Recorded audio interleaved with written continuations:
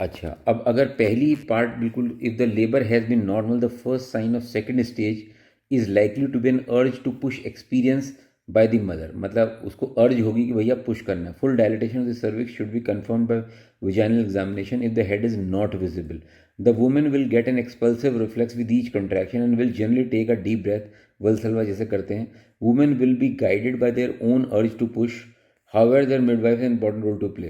Women should be discouraged from lying supine or semi-supine and should adopt any other position that may find comfortable.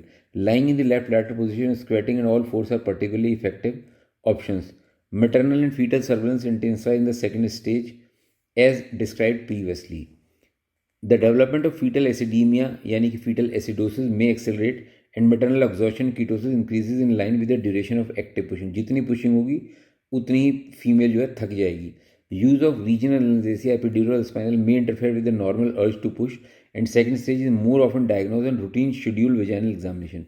Pushing is usually delayed for at least 1 hour and up to 2 hours if an epidural is in situ.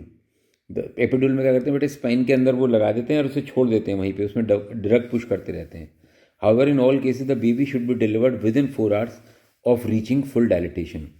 The progress of descent of the head can be judged by watching the perineum. At first, there is a slight general bulge as the woman bears down. When the head stretches the perineum, the anus will begin to open, and soon after this, the baby head will be seen at the vulva of the height of each contraction. Between contraction, the elastic tone of the perineal muscles will push the head back into the pelvic cavity. The perineal body and vulva will become more and more stretched.